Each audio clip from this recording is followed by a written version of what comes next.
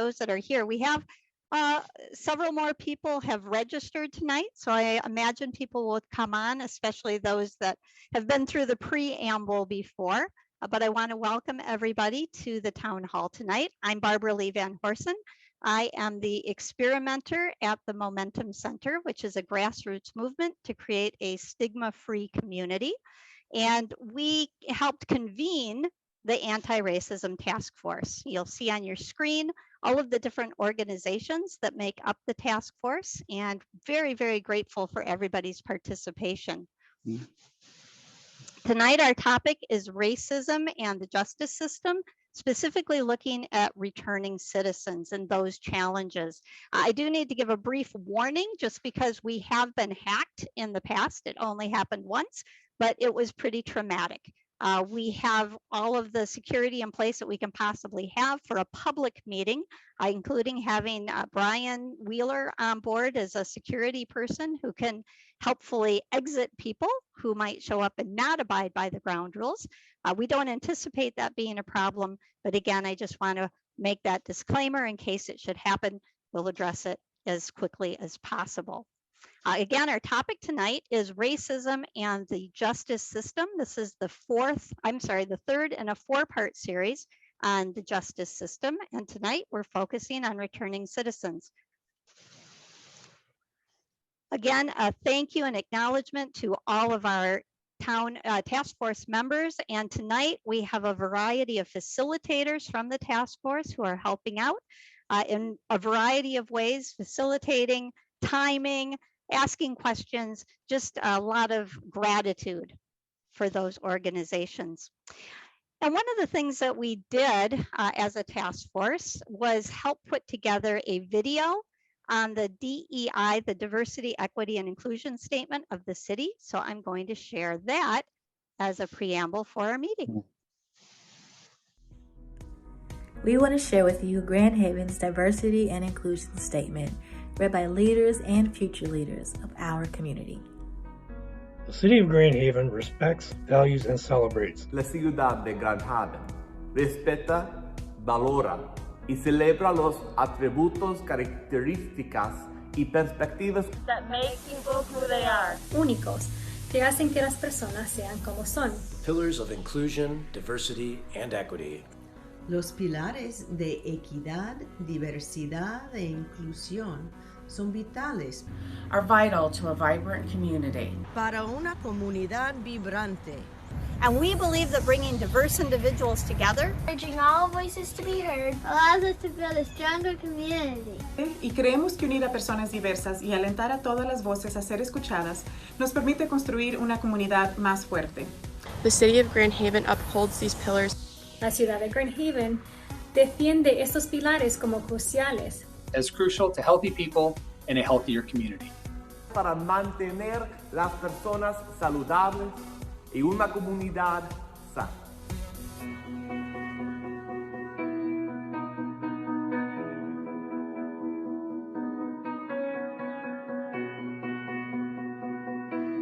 And many thanks to everybody who participated in putting together and producing that important video.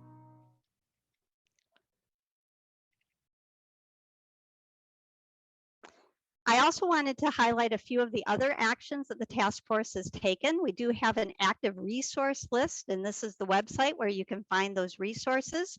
We're adding to it all of the time. There's wonderful resources there for reading, for watching. There's podcast videos, books, young people books, articles. It's really a treasure trove of information. So I want to call your attention to that and thank Jane Stopker for maintaining it. We also have a community book club that Wes McGee is leading. And a lot of people that are here tonight have expressed interest in that. So he has all of your emails so he can follow up with you as a second book is selected. We've also added an action button to our registration materials and our follow-up materials. So we're asking you in between town halls to hit that action button and let us know what you have done so that we can share that information with each other and encourage each other as we work to live out those things that we hear at our town hall meetings. We are in the process of planning a workshop on having conversations of race to bring the kind of things that we talk about at the town hall to our other relationships. How do I have this conversation with my uncle or my son or my brother or my neighbor or the person I work with? So that is in the works right now. And we have had window clings made. They look like this, safe space, and everyone is welcome. Those are available for free. We are working on a statement, kind of a pledge that we want you to actually pledge to be a safe space in order to put that in your window. But doing so, we really then want to spread this. We want people to know where those places are in our community where we value and celebrate diversity.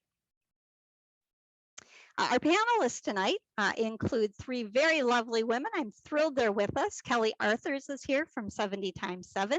Wanda Liddell, am I saying your name right, Wanda Liddell? Awesome, from Fresh Coast Alliance, and Angie Sprank from the MDOC, the Offenders Success Program. We'll hear from each of them shortly. First, I want to go through our agenda. We're doing this welcome and some initial instructions. We'll have some early polling, and then we'll hear from our panelists. They'll each have 10 minutes to speak. Then we'll have a question and answer period, followed by breakout sessions. So as you hear the panelists, if you have questions, please enter them in the chat box. They will answer those, and then we'll go into breakouts. That's where a lot of the real work happens. That's the grassroots conversation. So we want to hear from all of you who are here as participants tonight.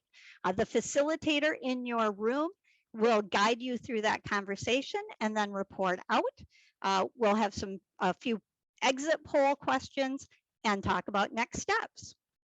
A few instructions. We do ask you to stay on mute unless you're specifically called on to speak as a panelist or as a facilitator, but please leave your camera on if you're able to. I know some people join and are in the middle of eating and plan to turn it off when they're done eating, but if you're able to turn on your camera, it helps build that sense of community and that sense of trust, especially when we go into the small group conversation. We do have the closed captioning turned on, so you can turn on your subtitles if you'd like to have that assistance. Again, submit your questions and your comments to the chat box.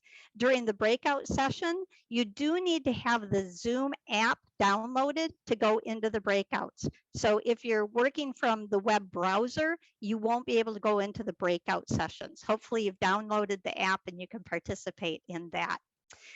We will talk about next steps. When this is all over, we are going to send you everything. You'll get the video of this night. You'll get these slides. You'll get any resources or materials that were talked about and suggested. We'll wrap it all up and we will send it to you. And we'll ask you again to hit that action button and let us know what you're doing. The last thing is to go over our communication guidelines and our ground rules. These are important for any of our community conversations. The first one is honesty. We don't get together to debate who's right or who's wrong, but to be willing to listen to each other, to hear each other's honest experiences and beliefs and feelings, and be willing to share our own from a place of honesty. We are all equal at this table. We have panelists who come with a particular expertise, and we are very grateful for their sharing, but we're all equal and valuable conversations to the participants in the conversation. We want to be respectful. We all have preconceived ideas, and they can get in the way of our listening to each other. So we want to be aware of that so we can be respectful of each other and ourselves at all times. Active listening in our culture, it can be a lot, it can be a real challenge to listen. So we really want to discipline ourselves, especially in a Zoom setting when there's so many other things and multitasking we can do. We really want to challenge ourselves to be present and to give our attention to who's speaking as opposed to what we might want to say. Responsibility, we all have hot buttons. They can get pushed unintentionally, so we want to be aware of that. So if it happens, we can name it and own it without blaming somebody else for it. And finally, we work to create a shame-free zone. We want a place where we're safe to unpack the things that we've been thinking or feeling or carrying around, the questions that we might have, in a place of safety where they can be addressed and talked about without shame. Shame never causes positive change. It only pushes less healthy, destructive things further underground where they continue to fester. So we really want to be able to talk openly here, following all of the ground rules. And this is where I ask if everybody is all right with those ground rules. It's a little difficult in a Zoom session, but I am going to ask, and I'm also going to suggest that if you believe you won't be able to follow those guidelines, if you're going to have difficulty with those ground rules, that this probably isn't the right conversation for you to be in at this time. And you can choose to leave the conversation if you'd like. I hope you won't. I hope that you're fine with the ground rules. And that being the case, we will move on. So I have just a pre-poll to get us started.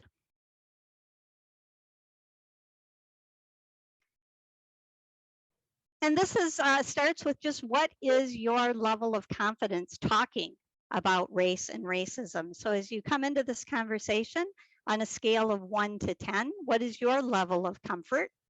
And then how much racism do you perceive in the community? Not at all, minimal, somewhat, regularly, or always, because it's really a systemic problem.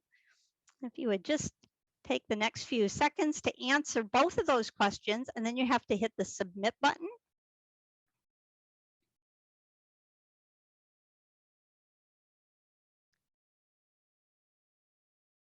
And we'll let this go about another 10 seconds.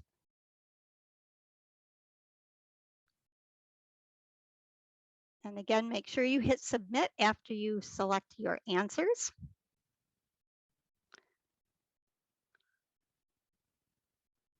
We have about 75% in. So I'm going to encourage everybody to participate as you can, but I am going to end this poll and share the results. I'll show you that most people are at an 8, but we've got people all the way from 3 down to 10 with their level of comfort. And we have about 9% of people think that racism is somewhat present, 23% regularly, and 69% believe that it's always present.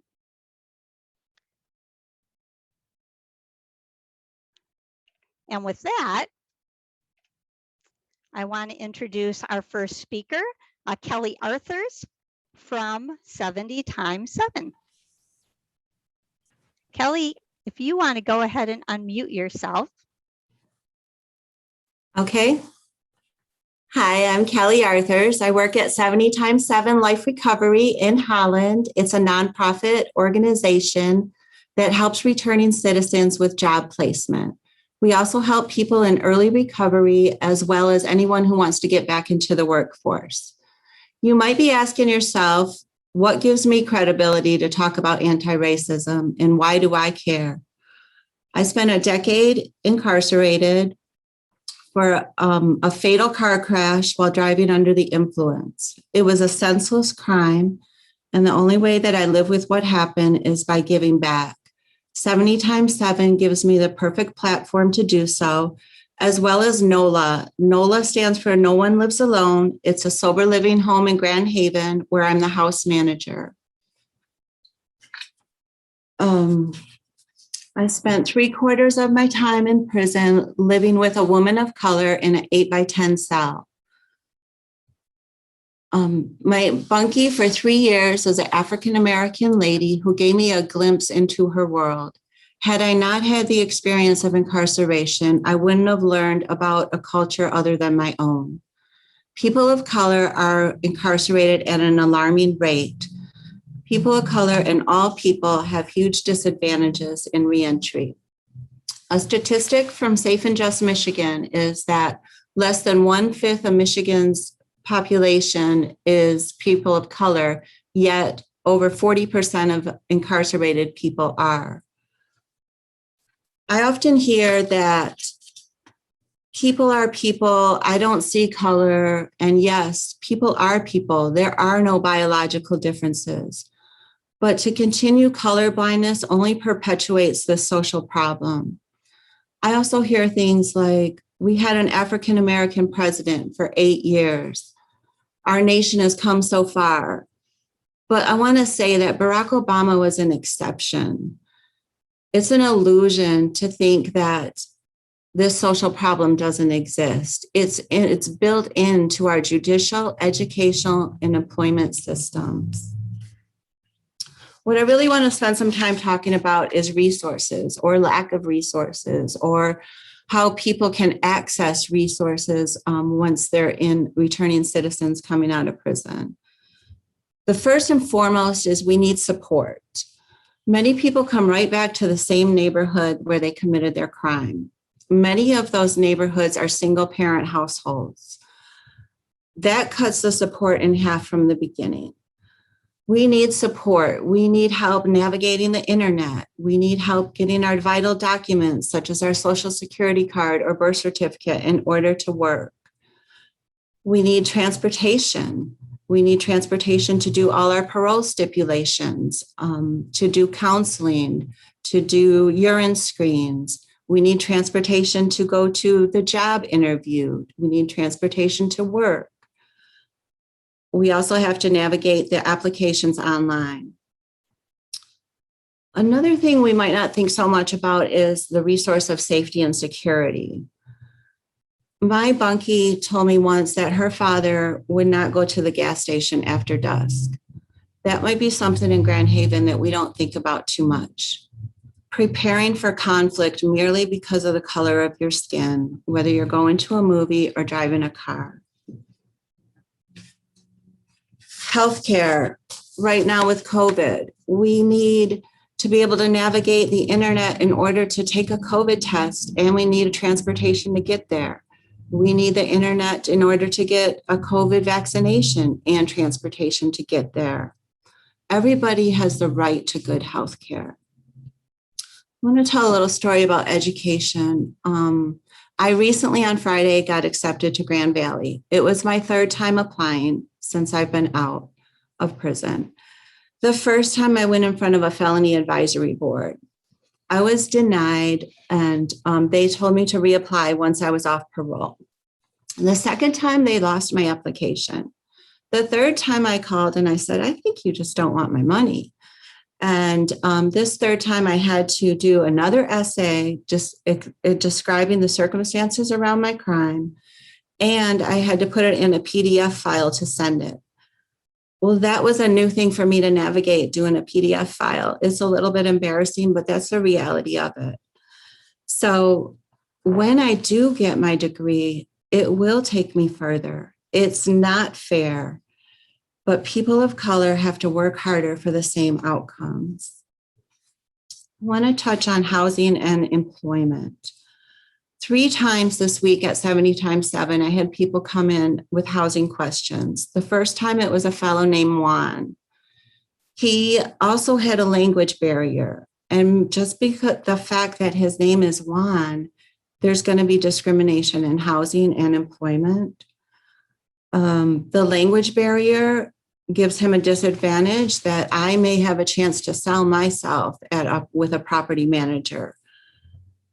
So that was a sad situation. He was about to get evicted in Allendale. 70 times 7 does recognize there is a housing crisis, and they are taking steps towards working on that.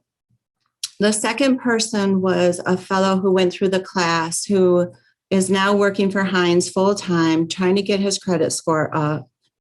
But 3 times he put in an application for an apartment, paid the application fee, and all 3 times he was denied. The third person was a lady whose partner had a felony on their record, and she's looking for housing for a family.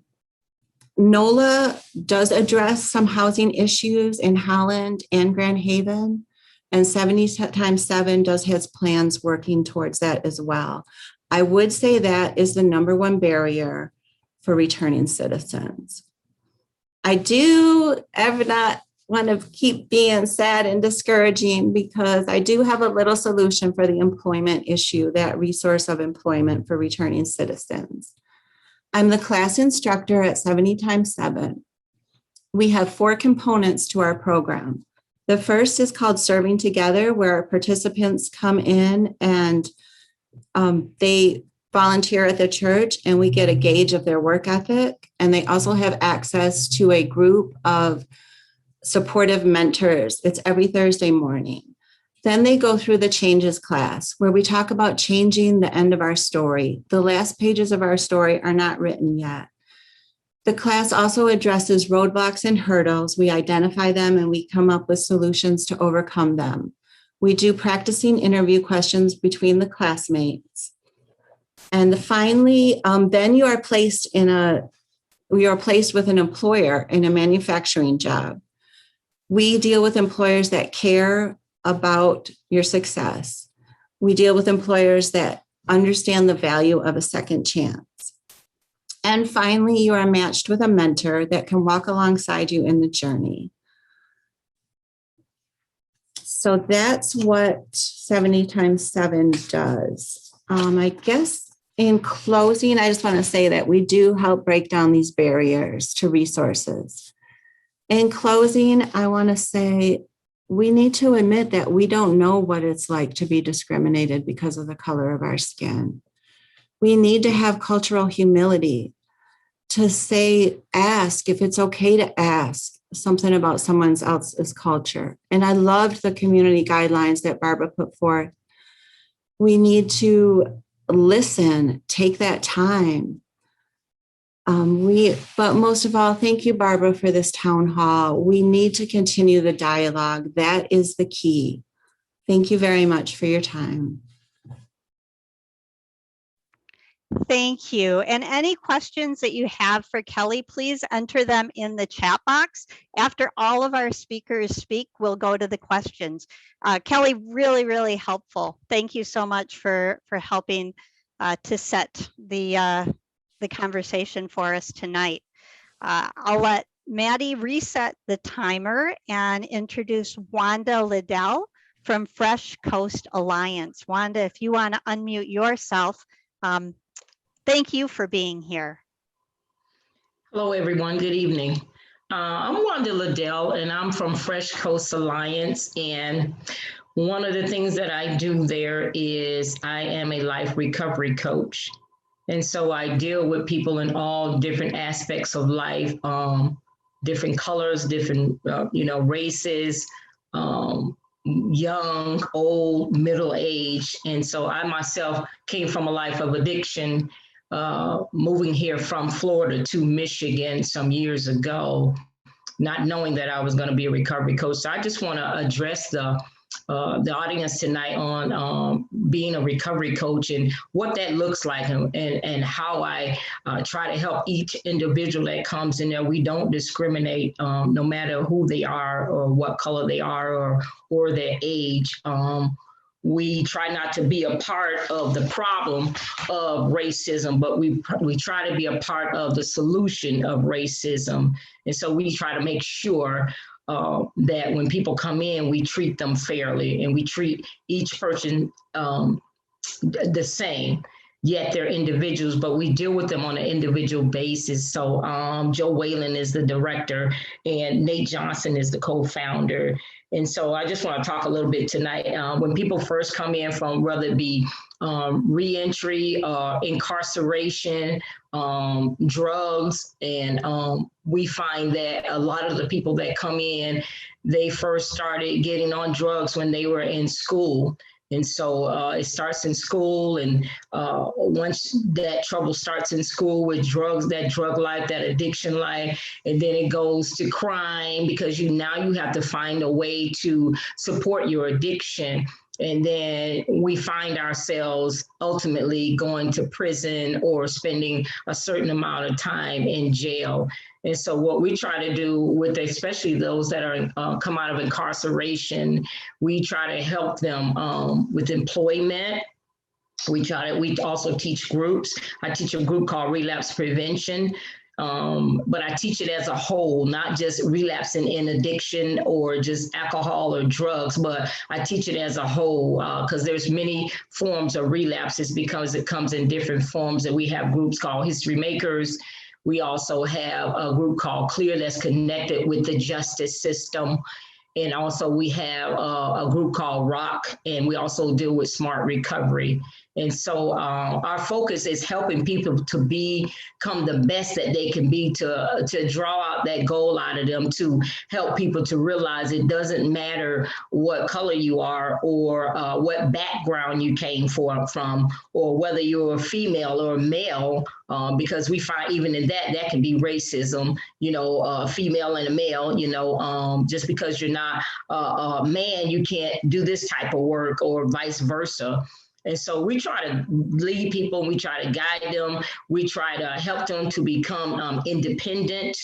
We try to teach them different ways of thinking, different ways of doing things, coming into the knowledge of actually who they are. And so one of the things we do as far as with employment, we educate companies. We go into the companies. If they don't know about Fresh Coast, or if they don't know about what we do, we have a young lady that goes out into different companies and they educate them. She's upfront and honest with them about what it is, the group of clientels that we deal with and that come into our organization at Fresh Coast. And we explain to them, because we find that many times people just need to be educated. They don't have to be fearful of someone that has been incarcerated, someone that has been on drugs. They can learn that they can treat them. You don't have to treat them one way and treat somebody else that hasn't been on drugs, or someone, especially people of color. Because the prisons all over the world are full of people with color, full of people that, that just went down the wrong road. So we find that by educating them and teaching them who we are and trying to put the best people that we have in those organizations, they find out that it's not like they thought it was. The owners of the company find out it's not like they thought it was. Sometimes companies can have preconceived ideas about when people from prison or people that come from a life of drugs come into their company, apply for a job, and they have a preconceived notion or preconceived idea about what that person is, not really taking the time to get educated about an individual that has come from a life of crime, that has come from a life of addiction, that has come from a life of incarceration. It doesn't matter what color they are. And some of the things that that people struggle with the most is when they come out of, as a recovery coach, just some of the things that I've noticed working with people and trying to teach and lead and guide them. They deal with trying to find housing and trying to find a job, as far as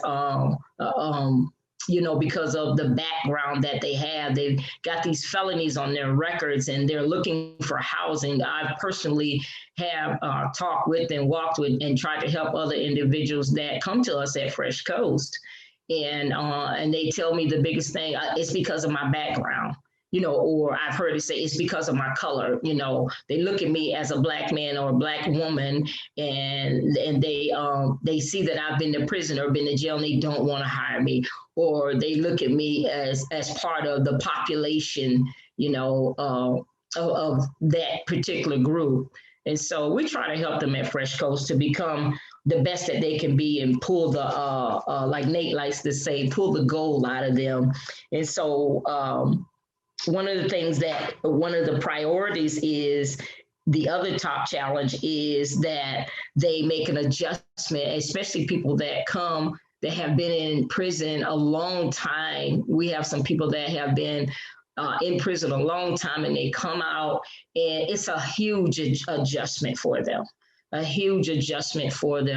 so we try to do the best we can in leading them and guiding them, along the way, helping them to get their IDs and helping them to get medical help or a doctor, or food, just going into the grocery store. That's a huge adjustment for somebody that has spent a long length of time in jail. And so let alone, they don't need to deal with the racism aspects. They have enough on their plate as it is.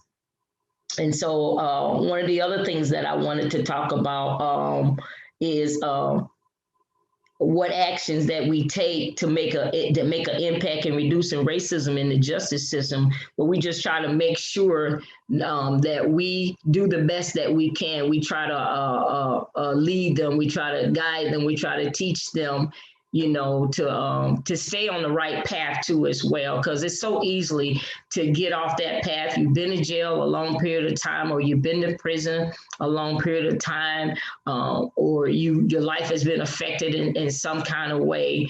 And we just try to make sure that we keep them on the right pathway. And so that's kind of really what I want to share tonight, was about my part at Fresh Coast Alliance and my part in helping to reduce racism and helping people to recover after they come out of incarceration and live a life fully as best as they can, to teach them, to lead them, to guide them, to help them, to assist them, to be a part of their life as much as we can. But yet we also like to teach them how to be independent, because we realize that eventually, we ask people to try to commit to 6 months to a year. We know eventually they're going to go out on their own. And so we don't want to hold their hand all the way. We want to teach people how to make the right decisions and make choices. Don't make the decisions that perhaps got you in trouble with the law, the decisions that perhaps that made you look like you were as if it was racially profiled. And so racism is, I mean, it's up and living, you know, it's so vivid to see all around the world, you know, the many things that happen to people when they're racially profiled. I mean, it used to be when I first came here from Florida, I was going through Grand Haven, and people was telling me, don't go through Grand Haven. Make sure that you don't have anything hanging from your window. Make sure that you're going the speed limit. And there was all of this thing. And I'm like, what is this thing about Grand Haven? You know, because people felt like they were racially profiled. And so we want to make sure that we're not doing that. I think that we all can be part of the solution as if we work together as a team, you know, as we continue to talk about these things, and as the media continues to let these things be known. I think that it's a long road. It's a very long road, but it's a start. You know, just having talks like this tonight, where people can come together and share their experiences, where people can come and share the things that they've been through. Kelly, you know, she shared about her bunkie. And so it's important to hear those stories, because those stories will make a difference down the road in someone else's life. Those stories will help us that are on here tonight, how not to be that way. And so I want to end it by saying, let us be part of the solution with racism. Let us be part of the solution of helping people to get back to a way of life when they come out of incarceration, when they come off of addiction. It can be done. People need a great support system and build relationships with them. And so I would like to end it with that, because I'm not sure if my time is up, because I do not see the clock and I do not want to get muted. Wanda, thank you. Thank you so much. And appreciation, you know, to both you and Kelly for your vulnerability and sharing your own stories, as well as talking about the work of your organizations. Very, very grateful. I know that people have been entering questions. Please continue to place your questions in the chat box for Kelly or for Wanda. And I'd like to introduce now Angela Sprank from Offender Success Program. If you want to unmute yourself, Angela. Sure. Thank you, Barbara. Hi, everyone. As she said, I am the coordinator for the Offender Success Program, which is a Michigan Department of Corrections program for those coming out of prison and then are on parole. To give you a brief overview before I get into different things pertaining to tonight's topic, I think it's good to know the different things that we provide.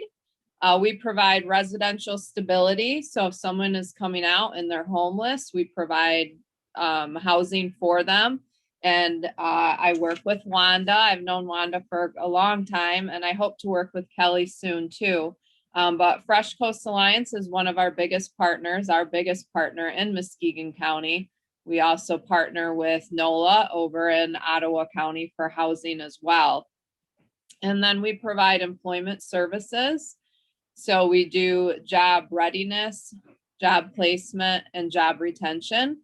And obviously we only work with employers who are willing to hire people that have a criminal background, but also known that they are coming out of prison.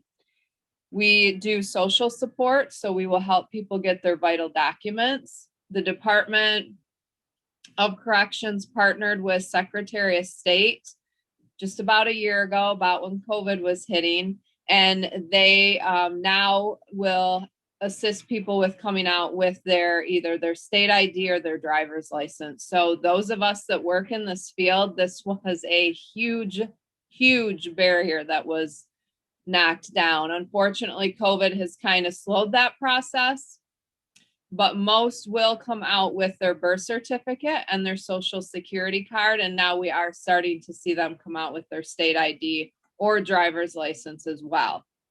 If they don't have that, we will help them get that. We'll provide them with clothing vouchers. We will do bus tokens, bus passes, whatever it is in that community. I oversee Region 4, which is a 13-county region. And outside of Muskegon and Kent, which both have, rural areas, but outside of those two counties, most of my counties are rural. So unfortunately, I do have a couple counties where we don't have any form of public transportation. So those are barriers that people coming out do face. We do have counseling services. We're the first region in the state that offers trauma counseling. The department allowed me to pilot that, and I've piloted that in Kent County, Muskegon, and Ionia County, and it's going very well. So individuals can come out, and if they believe they need this service, it is free to them. There is different trauma counseling that goes on inside the facility, but we're the first to offer it in the field. I believe Wanda touched on CLEAR, which is a program that partners with law enforcement. And the goal of this program is to break the barrier between those coming out of prison and with law enforcement. So it is a group that meets we have this in Ottawa, Kent, and Muskegon counties. It's a group of returned citizens who are out doing well, doing wonderful things. They come to the table and they meet with those just coming out, but also law enforcement is involved. So there is somebody from law enforcement in Kent in Ottawa County. It is ran by an actual police officer. So that is a really great support system, and it actually gets into address some of the obvious issues that we're having in our society right now. So that is great that they can come to a safe place and discuss those barriers. Outside of what I mentioned that is offered to everyone coming out, we have started a few things over here in Region 4 that are unique. We started a truck driving program, and we started that about 4 years ago. And to date, we've put 52 individuals in my region. I was one of the founding parties of that program. We put 52 people through it, and across the entire state, we've put close to 240 people through it, and it has a 96% success rate. We also have housing choice vouchers. So the Department of Corrections partnered with MSHDA to allow us to be allocated certain amount of vouchers. And these are lifelong vouchers that someone can utilize when they come out of prison if they meet the qualifications. And we have, I think I have close to 20 people leased up. So that means they're in their unit, they're on their own. And then I have 6 people that are in the process. They've been given a voucher, but they're somewhere in that mix of finding a place or completing their paperwork. So right now I've allocated all of the vouchers that have been given to my region by the Department of Corrections. And when Barbara reached out to me to be part of this, I thought, well, hey, you know, it might be good to look at some of my programs to see who do we serve, because when you come out on parole, it is either the parole board that's going to designate you to the offender success program or a parole agent. Race has absolutely nothing to do with it. You are based off a compass, and you come into the program based on your risk to reoffend. So if you're at a medium or high risk to reoffend according to their calculation, then you get put into our program. However, different circumstances can put you in there, and that can be one, if you're homeless, you can automatically be enrolled in offender success. If you're somebody who has served a lengthy prison sentence, you're going to be put into offender success, because as Kelly and Wanda touched on, if you've served a lengthy prison sentence, there are obviously additional barriers. So we want to make sure that we're getting you hooked up to the things that you need. And a couple other things, such as, you know, a government phone. We get everyone signed up for a government phone when they come out. We get everyone signed up for their medical benefits. That process starts prior to release, and then we continue it when they come out. So to go back, when I talked about my truck driving program, I went back and looked, and we've enrolled 52. And out of those, 23 have been African American, 24 white, 4 Hispanic, and 1 Native American. In my housing choice voucher program, 15 of the vouchers have been allocated to African American individuals, and then the other 5 to white. So my numbers show we serve everyone. We don't partner with employers. We don't partner with a training provider. We don't partner with the agency if race is going to be an issue. I work with those that are coming out who automatically have additional barriers because they're coming out of prison and they have a criminal record.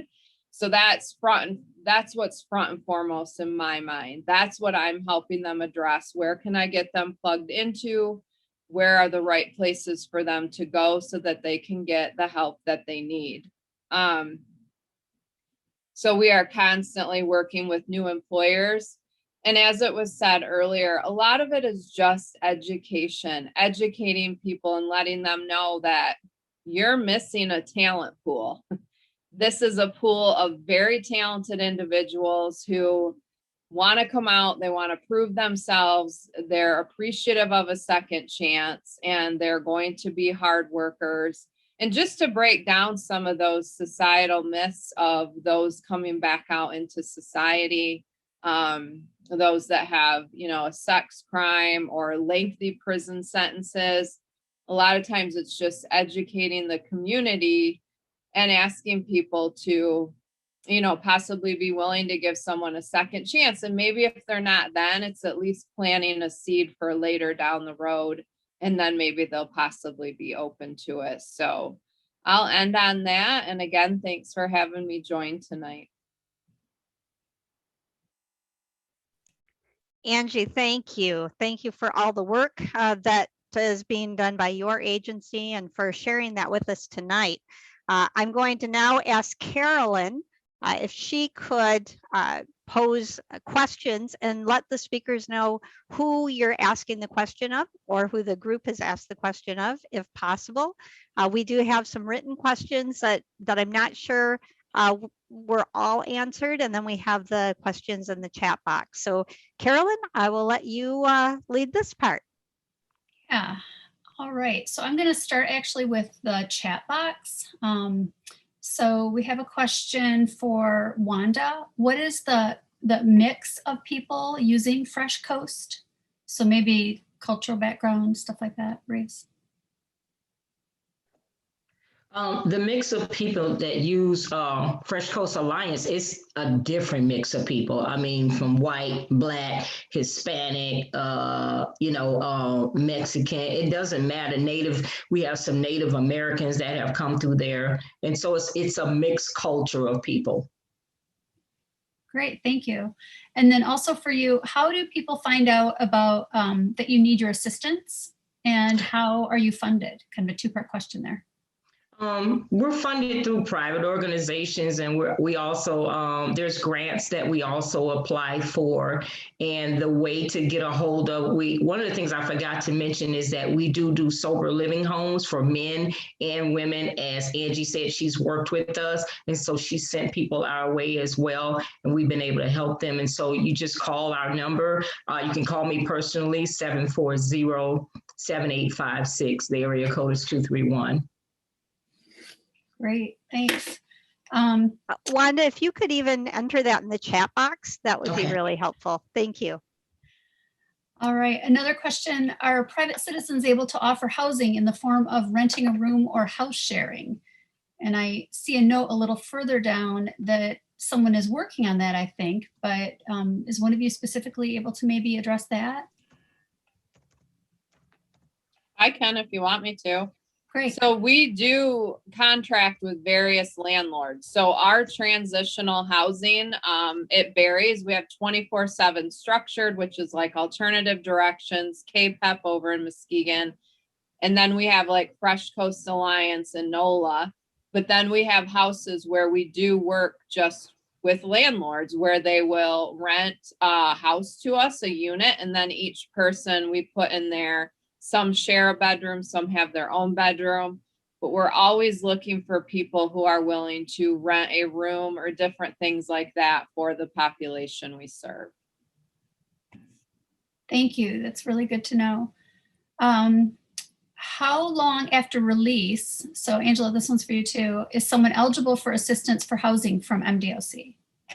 Sure. So we can help them anytime throughout their term of their parole. Typically, most come out with a 2-year parole. Sometimes we see one if it's somebody who, sometimes we see 4-year paroles. That's typically the longest. So we can help them throughout any of that term of parole. Typically, it's when they first come out, and we try to target a 90-day time frame, meaning helping them find a job, get on their feet. But that isn't always the case. But that does not mean that at 90 days, I call Wanda and say, that person's done, boot them out, send them to the shelter. We don't. We want the person to be successful. So we also do rental assistance where we can pay, first month's rent. The housing vouchers that I talked about, those are lifelong. So when you're off parole, we're not telling you give us that housing voucher back. That's your housing voucher to use as long as you need to use it. Great. Let's see. Robin, I don't know that you got that question answered about the last organization.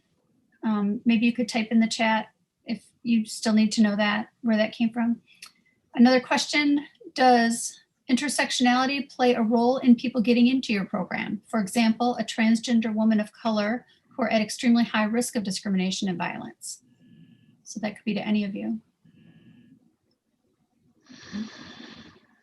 As far as offender success, it wouldn't play a role. I mean, it's not going to prohibit you from coming into our program. Good to know, yeah. Angela, I think Kelly was going to answer that too. I was just going to say, as far as 70 times 7, we're all inclusive. Yes.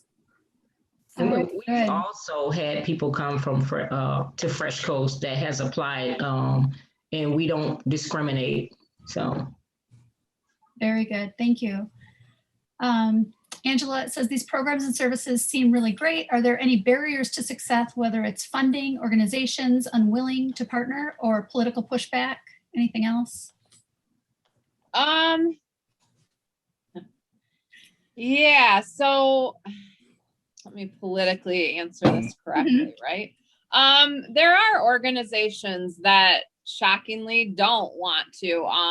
Unfortunately, a lot of times that comes from the faith-based community. So that was always, in the beginning, was a little bit hard for me to wrap my mind around.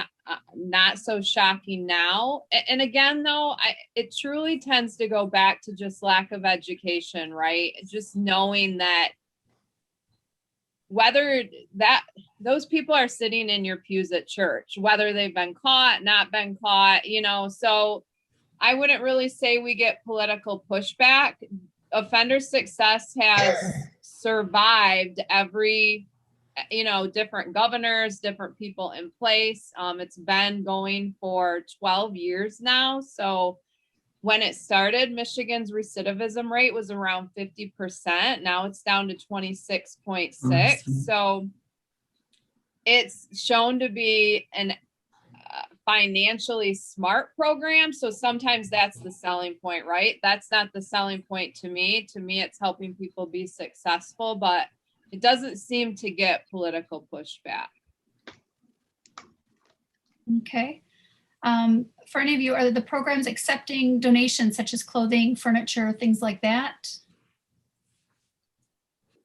As for Fresh Coast, we had a pantry once, a clothing pantry, but it kind of disintegrated, became overwhelming. So we got rid of the clothing pantry, but we do have someone that is there on staff, especially for people that are coming out of prison and have no clothing or anything like that. She is connected to an organization that helps get them clothing if they are in need. We have a very small pantry if someone comes out of a prison and they do not, most of the time, they're not going to have food or anything. They're not set up with a card or anything like that. And so I am able to go into the pantry and get them, fix them up a box of food for as long as they can, they have need of. Both the organizations I'm associated with do work with donors. They're nonprofits. I don't know a lot about the money and the funding part of it yet, but we also, as far as 70x7, we're getting little bags together as far as with shampoo, conditioner, deodorant, that type of thing. And then NOLA, I often get food for the girls at the house from one of the organizations you're associated with at St. Pat's Church. Mm-hmm. Mm-hmm. All right, good. You'd be surprised, Carolyn, how many people are so willing to give, to donate, to help people when they find out there's a need. They're willing to give. There's organizations, people that give behind the scenes, people that donate all the time, whatever the need may be. That's even great. Donating their time as well. Mm-hmm. And we are connected to, Fresh Coast is connected to some churches. And once they find out we have a need, they try to help as well. So we get in, there's different aspects where we get, we're able to get items in, we're able to get private donors. Like I think I spoke before of grants and private people just wanting to give, wanting to help. People find out you have a need, they want to help. Thank you. Let's see. That's really good. Angela, what was the organization in Kent County that you partner with? You listed some other counties, but I know Kent County's. Well, I have 13. If in Kent, I'm trying to think what I might have mentioned. We have the CLEAR program. Alternative Directions, maybe that's the name that someone was looking for. They are our biggest housing provider in Kent County. So yeah, we we partner with 70x7 in Kent County and in Ottawa. It could take me a long time to list all the partnerships, and that's a good thing. I don't say that in a negative manner at all. That's great. Okay. A question, can a community partner make a referral to Offender Success? So similar to a case manager that's working with someone on parole. Yeah. Yeah, absolutely. So let's say Kelly or Wanda were working with somebody or another agency, and Wanda has, they will reach out and say, hey, we're working with this person, he's on parole. And yeah, that happens all the time, that community partners will reach out. And I encourage that. So. Yeah. All right, good. We have a few other questions. Barbara, how much more time do we have? We have time for maybe 2 questions. We need to wrap up in the next couple of minutes. All right. So we definitely heard about a lot of the priorities, some of the number one things. What about after the passage of the Voting Rights Act, voting was supposed to be abundant for all Americans. And we all know, if we've got our eye on the news at all, that is being impeded. So how are we called to act to guarantee access to this fundamental thing? Would any of you have anything to say on that? I know. I just know while incarcerated, I mean, we wish we could have voted. But I just feel like just keeping the dialogue going and writing our legislators, and it's a tough one. Yeah, it is. And I think on the part that even concerning the IDs, I think that people should have an ID. Angie mentioned also that they're coming out of incarceration with IDs. Now, I think that that's a great idea because of some of the backlash that happened, especially like when stimulus checks and all that was going on. People were using, and voting was going on. People were using people that were dead, that were sick, that was in prison, and so I think that there should be some type of ID form in that. Mm-hmm. Would any of you care to comment on how the district boundary lines, such as when we draw districts for what schools, for example, so where students go, how that might impact the underlying segregation in our communities?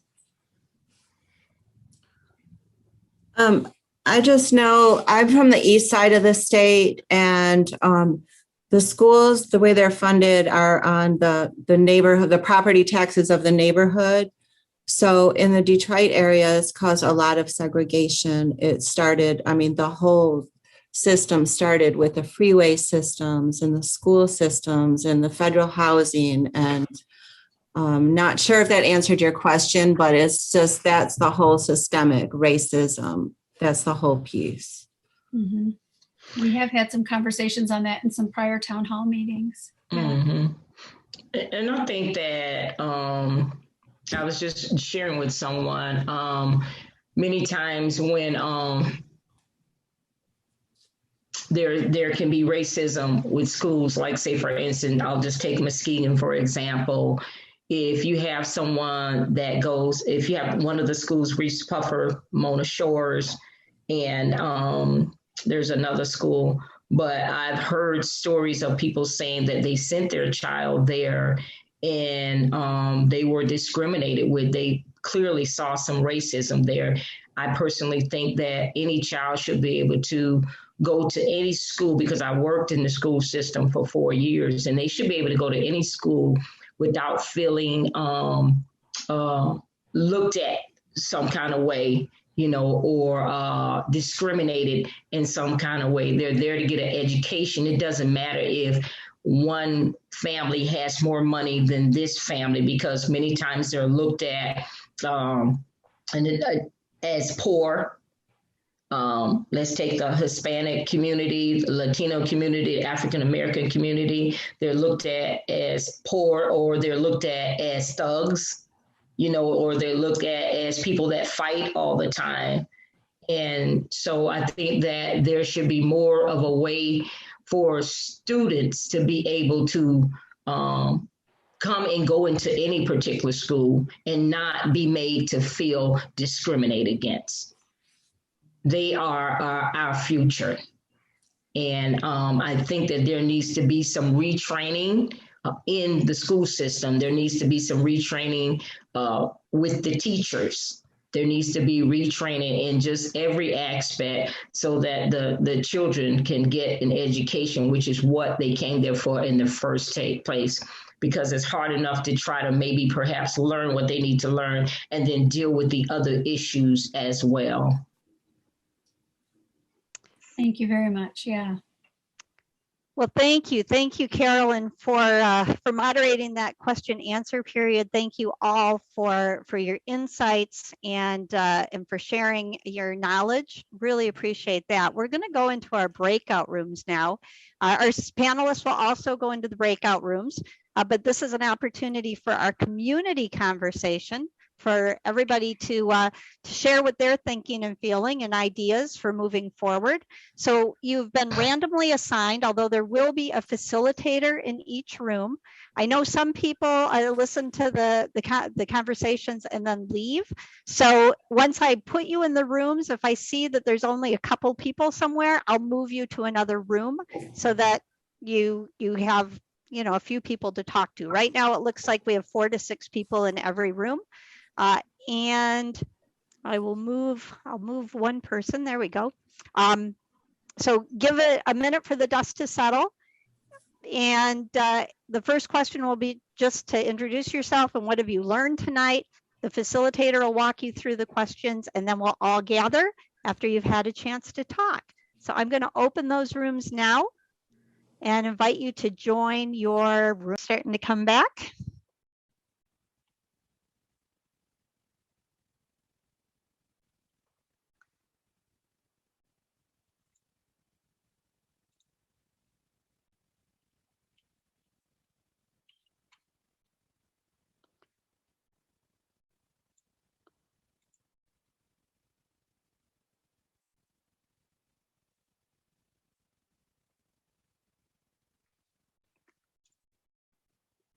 There's a couple rooms we're still waiting for.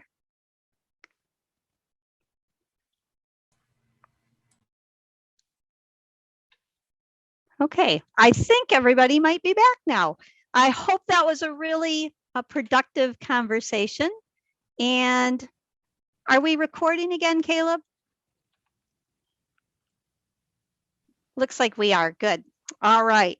So welcome back. I'm going to ask each of the facilitators to briefly report out on question 3, an action that came up in your group, either an individual action or a community action, something we might do. If you could just very briefly share a suggestion, we'll go through all the breakout rooms. And if you have a suggestion that hasn't been named yet, that would be the best one to go with. So we'll start with room 1 and Carolyn. Thanks.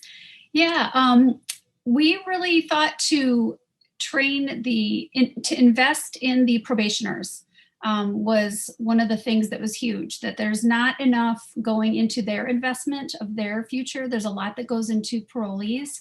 And if we even that out a little bit, and there are some things being done for that would be actually really beneficial.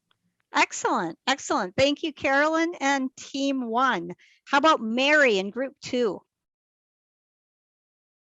Well, we had 10 good suggestions. I'm going to give you just one. Yes. We thought there should be a bigger concerted effort towards treating health issues, mental health or physical health issues, as health issues and not criminalizing them and putting people in jail. Thank you. That solves a huge issue. Yeah. Thank you, Mary in group 2. That is excellent. And please record all of those 10 and send them in as you will as a facilitator. How about Greg in group 3? We had a great conversation, and two suggestions. Well, actually, one same part: sentencing reform, specifically shorter sentences with possibility of a longer parole, and letting victims play a bigger part of the whole judicial sentencing process. Okay. Thank you, Greg, and thank you, group 3. Really interesting conversation. How about Brian in group 4? We actually talked about trying to change the system by keeping people from making it to the system. So putting in more time, effort, and resources into creating mentorship programs and other programs to break down the school to prison pipeline. Excellent. Thank you so much, group 4 and Brian. How about Carrie in group 6?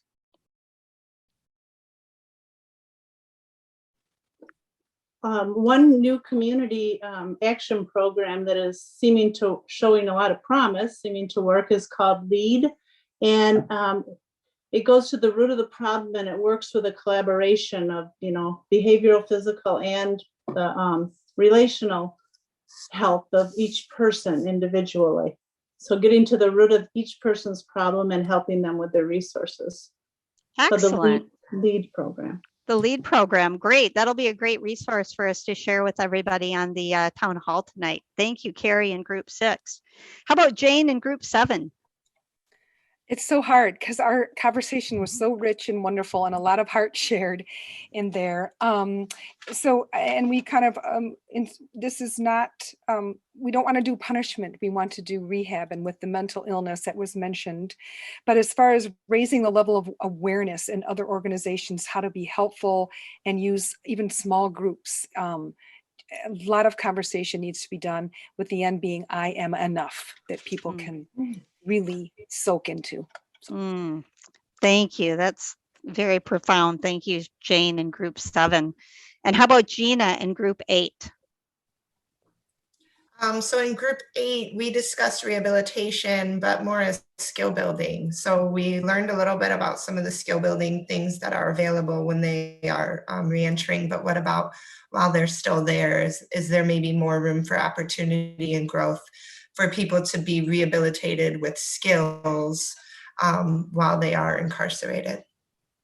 Wow, excellent. Thank you, Gina in group 8. Wonderful ideas and suggestions. And I know that there's more out of each of your groups. So facilitators, again, please type up or write up, get your notes to me or to Jane or to both of them, both of us. And Jane will compile those and get them out to everybody. And we'll also review those at the Anti-Racism Task Force meeting and see what actions we might be able to cull from that.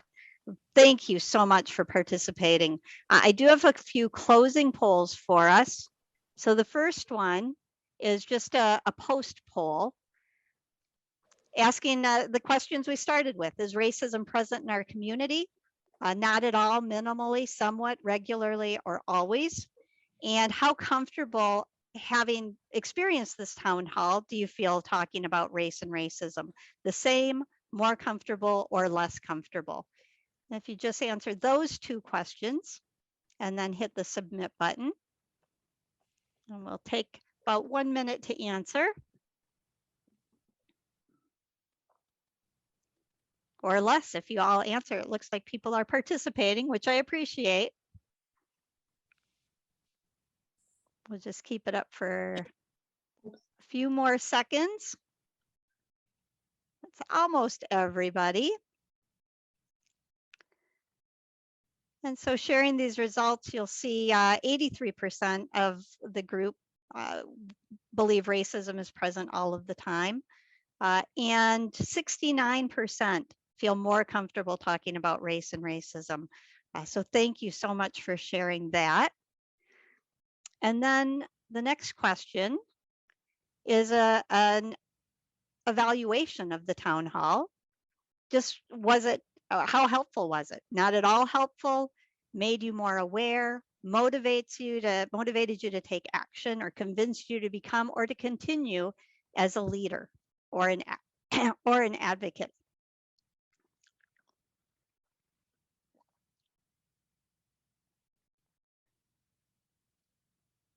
And you can choose more than one on this one, I believe. And again, we'll leave this up for about 10 more seconds. Really helpful if you select an option and hit submit.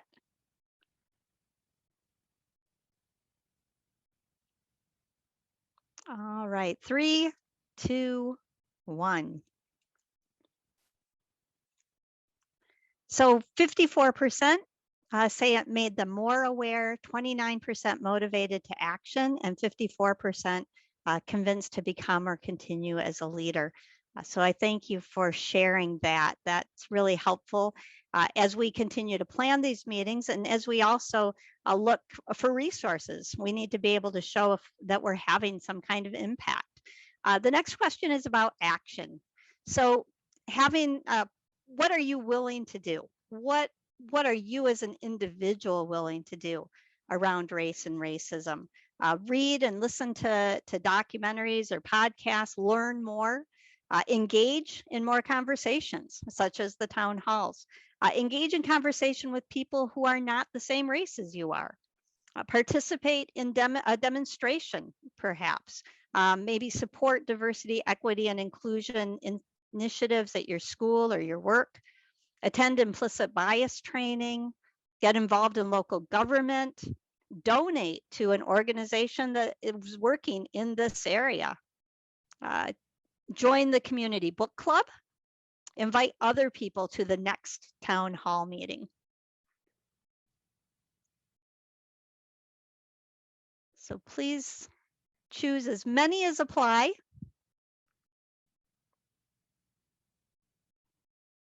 Lots of choices. And my desire here is to point out that there's something everybody can do. So what's that one thing? None of us can solve all this on our own, and none of us can do everything, but we can all do one thing. So if you just take that moment to choose one thing that you will do and indicate that, and I'll close this in about 10 seconds. Still have a few people that hopefully will reply.